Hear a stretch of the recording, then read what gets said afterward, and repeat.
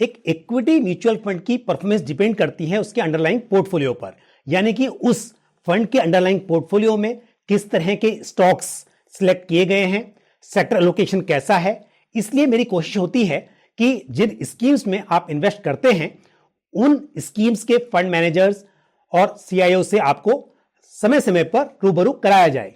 और इसी कड़ी में आज मेरे साथ हैं जेएम फाइनेंशियल म्यूचुअल फंड के CIO equity mister Satish Ramanathan.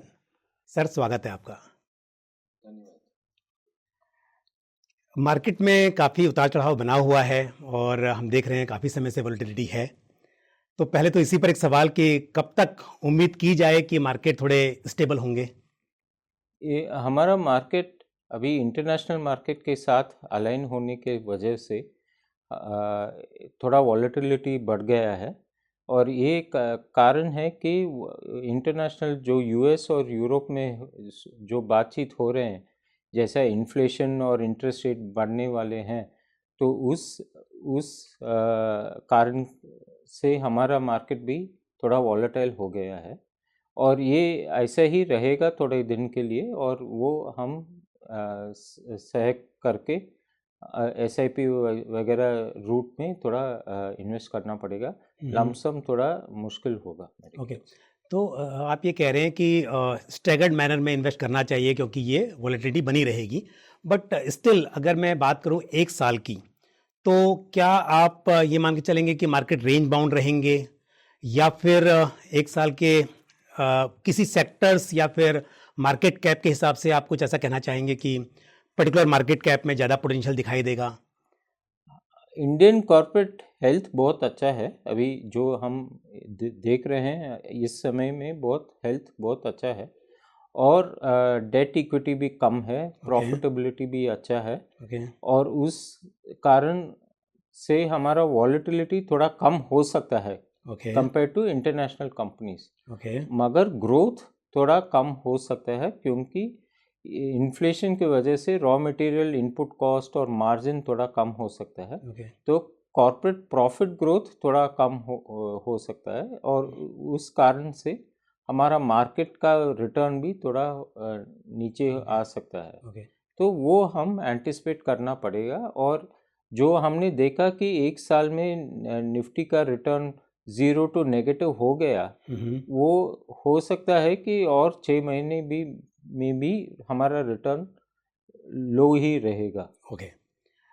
लेकिन यदि सेक्टर्स की बात की जाए तो मैं अगर सीधा आता हूँ जेएम म्यूचुअल फंड के स्कीम्स पर, तो आपके फ्लेक्सी कैप फंड की बात की जाए या फोकस फंड की, ज़्यादा जो वेटेज है वो फाइनेंशियल सेक्टर, ऑटोमोबाइल और आईटी। सो ये मान के चलें कि आप ज़्यादा बुलिश हैं इन सेक्टर्स पर। हाँ, ये कारण है, ये है कि जो फाइनेंशियल सेक्टर है, फाइनेंशियल सेक्टर का NPL रेशियो बहुत कम हो गया। और प्रॉफिटेबिलिटी भी बढ़ गया उसमें, फाइनेंशियल सेक्टर में। और जो हमारा GST और फाइनेंशियलाइजेशन ऑफ द इकोनॉमी हुआ है, उसका बेनिफिशियरी बैंकिंग सिस्टम रहेगा। और अभी क्रेडिट ऑफटेक भी बढ़ गया है, और 16 से 18% ऊपर गया है क्रेडिट ऑफटेक। तो बैंकिंग सेक्टर अच्छा करने वाला है। तो इसलिए इंडेक्स वेट भी 30 के ऊपर है, और हम भी 30 के आसपास ही हैं। जो सेक्टर एलोकेशन। और IT सेक्टर जो है, IT सेक्टर में थोड़ा हेडविंड हो सकता है US की ग्रोथ के कारण से।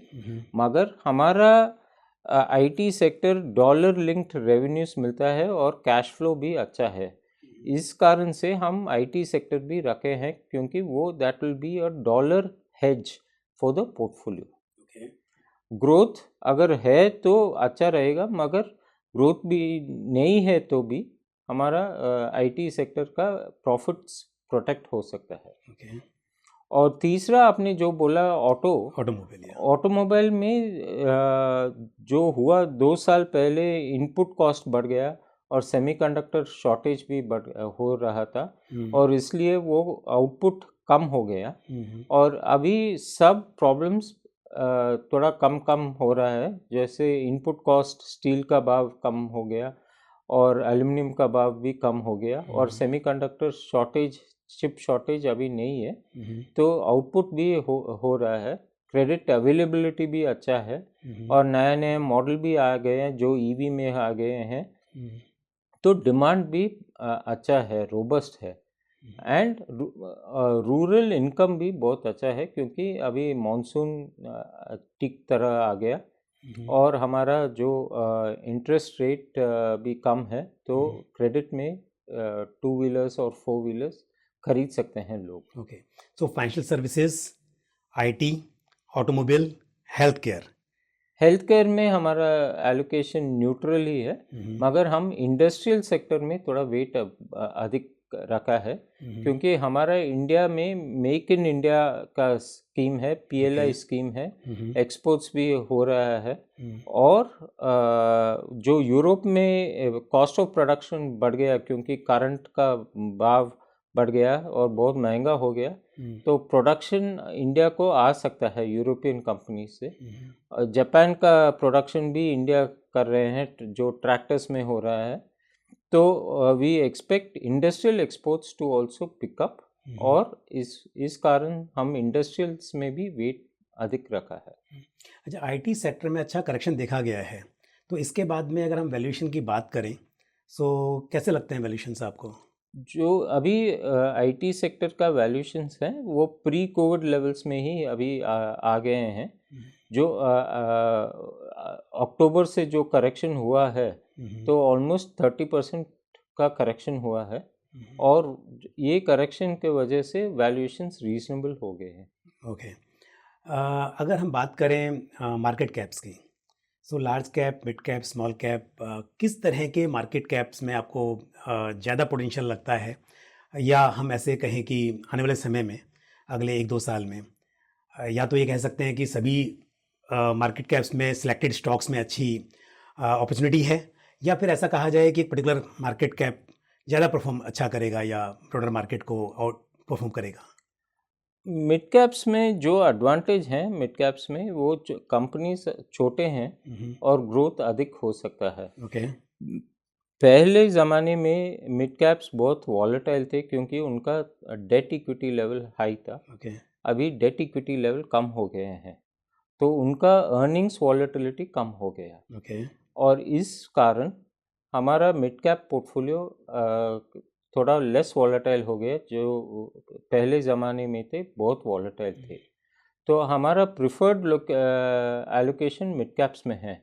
मिड कैप्स में नया नया इंडस्ट्री भी आ रहे हैं, जैसे QSR, थिएटर्स, हॉस्पिटैलिटी और सर्टन नीश IT सेक्टर और जो प्रोडक्ट कंपनीज हैं IT सेक्टर में और फार्मा में, केमिकल्स में, सब मिड कैप में सिलेक्शन थोड़ा अधिक है।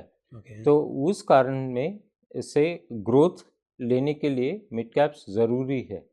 और लार्ज कैप जो स्टेबिलिटी देते हैं, जैसे हमारा लार्ज कैप कंपनीज निफ्टी 50 में है, they are almost global giants, तो उस कारण से स्टेबिलिटी एंड लीडर्स, जो आज के लीडर्स हैं वो हम लार्ज कैप में लेते हैं, जो कल का लीडर्स बनेंगे वो हम मिड कैप में लेते हैं। अच्छा, आपका अगर हम GM लार्ज कैप फंड की बात करें तो बेसिकली वो तो लार्ज कैप फंड है, 80% लोकेशन लार्ज कैप में ही होना है, लेकिन यदि फ्लेक्सी कैप फंड की बात की जाए जहाँ पर अपॉर्चुनिटी है कि आप large cap, mid cap, small cap सभी तरह के मार्केट कैप वाले स्टॉक्स में एक्सपोजर ले सकते हैं, लेकिन यदि हम particular GM flexi cap fund की बात करें तो यहाँ पर आपका एलोकेशन मेजरली लार्ज कैप में है, फॉलोड बाय मिड कैप, और स्मॉल कैप में बहुत थोड़ा एक्सपोजर है। तो क्या आपको ऐसा लगता है कि इस वक्त पर स्मॉल कैप में एक्सपोजर नहीं रहना चाहिए, या कोई कारण था कि आपने उसमें बहुत कम किया हुआ है? नहीं, जो हम पहले flexi cap large cap allocation थोड़ा ज़्यादा था, धीरे धीरे हम मिड कैप एलोकेशन बढ़ाया, और उसका कारण जो है वो जब मिड कैप वैल्यूएशंस कम हो रहे थे उस समय हम लार्ज कैप से मिड कैप का एलोकेशन बढ़ लिया। अभी स्मॉल कैप में जो प्रॉब्लम है वो लिक्विडिटी प्रॉब्लम है और वॉलेटिलिटी प्रॉब्लम भी थोड़ा ज़्यादा है।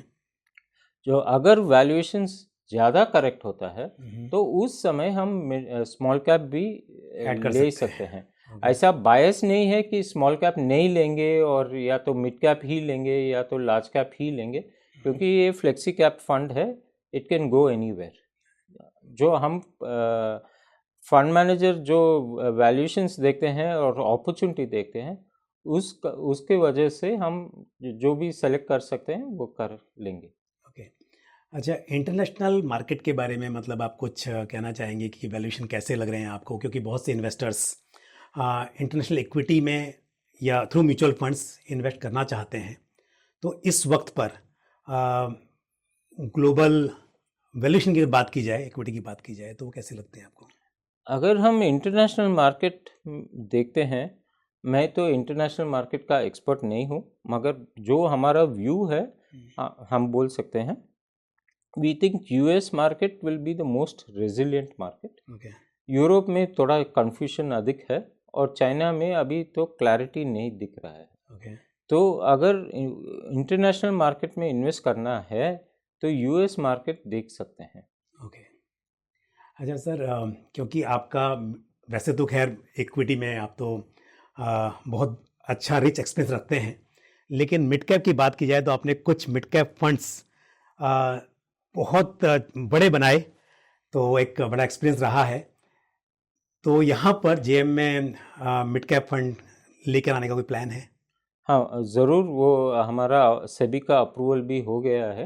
अभी लॉन्च डेट्स फिक्स कर रहे हैं और उसके बाद हम लॉन्च करेंगे। क्योंकि आपसे बहुत उम्मीद है कि जिस तरह से आपने दूसरे मिड कैप फंड्स को इतना बड़ा बनाया है, तो शायद यहाँ पर अगर मिड कैप फंड लॉन्च होगा तो इन्वेस्टर्स को उसका फ़ायदा मिलेगा। सर, आपने बहुत सी बातें बताई ओवरऑल इंडस्ट्री को लेकर, सेक्टर्स या मार्केट कैप्स, लेकिन क्योंकि मार्केट में वॉलेटिलिटी काफ़ी है और काफ़ी समय से है, तो थोड़ा सा निवेशक चिंतित भी हैं, तो ऐसे में इन्वेस्टर्स को आपकी तरफ से क्या एडवाइस रहेगी? अभी ये टाइम में थोड़ा लिक्विडिटी रखना चाहिए, और लिक्विडिटी क्योंकि वो वॉलेटिलिटी के एडवांटेज लेने के लिए लिक्विडिटी होना चाहिए। जब मार्केट शार्प फॉल होते हैं मार्केट में, वो अपॉर्चुनिटी लेने के लिए पैसा इकट्ठा करके रखना पड़ेगा, और जब भी वो होता है तो we should be in a position to invest. So ये सही है कि मतलब पैसा हो। दूसरा, जैसे आपने शुरुआत में भी कहा कि SIP, STP वो एक सही जरिया है कि आपने स्टैगर्ड मैनर में इन्वेस्ट किया है, तो आप ये कहना चाह रहे हैं कि लमसम इन्वेस्टमेंट इस वक्त पर थोड़ा सा अवॉइड किया जाए और पैसा अवेलेबल हो, अपॉर्चुनिटीज़ और भी आगे आने की संभावना है। करेक्ट सर, आज आपने हमारे लिए समय निकाला, हमारे व्यूअर्स को बहुत सी इंपॉर्टेंट बातें बताई।